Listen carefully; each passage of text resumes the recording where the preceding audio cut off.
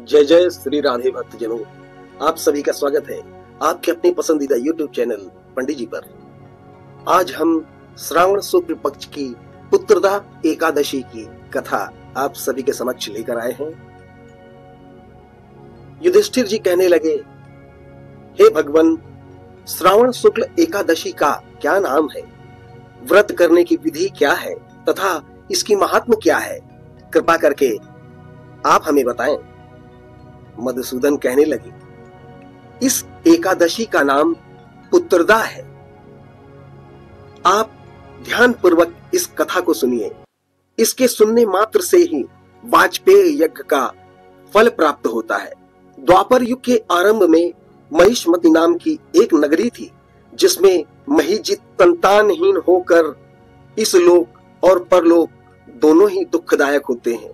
पुत्र सुख की प्राप्ति के लिए राजा ने अनेक उपाय किए, परंतु राजा को पुत्र की प्राप्ति नहीं हुई। वृद्धावस्था आती देखकर राजा ने प्रजा के प्रतिनिधियों को बुलाया और कहा, हे प्रजाजनों, मेरे खजाने में अन्याय से उपार्जन किया हुआ धन नहीं है, न मैंने कभी देवताओं तथा ब्राह्मणों का धन छीना है। किसी दूसरे की धरोहर भी मैंने नहीं ली। प्रजा को पुत्र के समान पालता रहा। मैं अपराधियों को पुत्र तथा बांधवों की तरह दंड देता रहा। कभी किसी से घृणा नहीं की, सबको समान माना, सज्जनों की सदैव पूजा की। इस प्रकार धर्मयुक्त राज्य करते हुए भी मेरे पुत्र नहीं है, सो मैं अत्यंत दुख पा रहा हूं। इसका क्या कारण है? राजा महिजित की इस बात को विचारने के लिए मंत्री तथा प्रजा के प्रतिनिधि वन को गए। वहां बड़े बड़े ऋषि मुनियों के दर्शन किए। राजा की उत्तम कामना की पूर्ति के लिए किसी श्रेष्ठ तपस्वी मुनि को देखते फिरते रहे।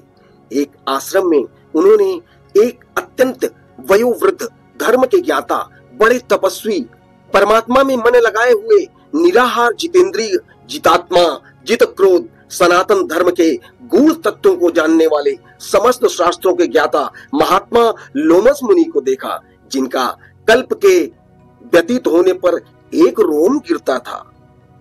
सबने जाकर ऋषि को प्रणाम किया। उन लोगों को देखकर मुनि ने पूछा, आप लोग किस अहेतु आए हैं? निसंदेह मैं आप लोग का हित करूं, ऐसी अनुकंपा है। मेरा जन्म केवल दूसरों के उपकार के लिए ही हुआ है। लोमस ऋषि के ऐसे वचन सुनकर सब लोग बोले, हे महर्षि, आप हमारी बात जानने में ब्रह्मा से भी अधिक समर्थ हैं, अतः आप हमारे इस संदेह को दूर करें। महिष्मतिपुरी का धर्मात्मा राजा महिजित प्रजा का पुत्र के समान पालन करता है, फिर भी वह पुत्रहीन होने के कारण बहुत दुखी है। उन लोगों ने कहा, हम लोग उनकी प्रजाजन हैं, अतः उनके दुख से हम भी दुखी हैं। आपके दर्शन से हमें पूर्ण विश्वास है, हमारा संकट अवश्य दूर होगा। महान पुरुषों के दर्शन मात्र से अनेक कष्ट दूर हो जाते हैं। अब आप कृपा करके राजा को पुत्र होने का उपाय बतलाएं। यह वार्ता सुनकर ऋषि ने थोड़ी देर के लिए नेत्र बंद किए और राजा के पूर्व जन्म का वृत्तांत जानकर कहने लगे, यह राजा पूर्व जन्म में एक निर्धन वैश्य था। निर्धन होने के कारण इसने कई बुरे कर्म किए। यह एक गांव से दूसरे गांव व्यापार करने जाया करता। एक समय ज्येष्ठ मास के शुक्ल पक्ष की द्वादशी के दिन मध्याह्न के समय, जब यह 2 दिन से भूखा प्यासा था, एक जलाशय पर जल पीने गया। उसी स्थान पर तत्काल की ब्याही हुई प्यासी गौ जल पी रही थी। राजा ने उस प्यासी गौ को जल पीते हुए हटा दिया और स्वयं जल पीने लगा। इसीलिए राजा को यह दुख सहना पड़ा। एकादशी के दिन भूखा रहने से वह राजा हुआ। प्यासी गौ को जल पीते हुए हटाने के कारण पुत्र वियोग का दुख सहना पड़ा। ऐसा सुनकर सब लोग कहने लगे, हे ऋषिवर, शास्त्रों में पापों का प्रायश्चित भी लिखा है, अतः किसी प्रकार भी राजा का यह पाप नष्ट हो, ऐसा कोई उपाय करें।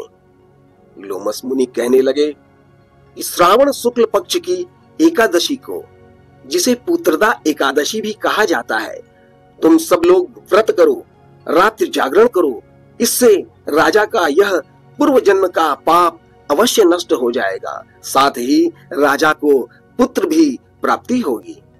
लोमस ऋषि के ऐसे वचन सुनकर मंत्रियों सहित सारी प्रजा नगर को वापस लौट आई और जब श्रावण शुक्ल एकादशी आई तो ऋषि की आज्ञानुसार सबने पुत्रदा एकादशी का व्रत किया और जागरण किया। इसके पश्चात द्वादशी के दिन इसके पुण्य का फल राजा को दिया। उस पुण्य के प्रभाव से रानी ने गर्भ धारण किया और प्रसव काल समाप्त होने पर उसने एक बड़ा तेजस्वी पुत्र उत्पन्न हुआ। इसीलिए हे राजन, इस श्रावण शुक्ल एकादशी का नाम पुत्रदा एकादशी पड़ा। अतः संतान सुख की इच्छा हासिल करने वाले प्राणी को इस व्रत को अवश्य करना चाहिए। इसके महात्म को सुनने से मनुष्य सब पापों से मुक्त हो जाता है और इस लोक में संतान सुख भोग कर परलोक में स्वर्ग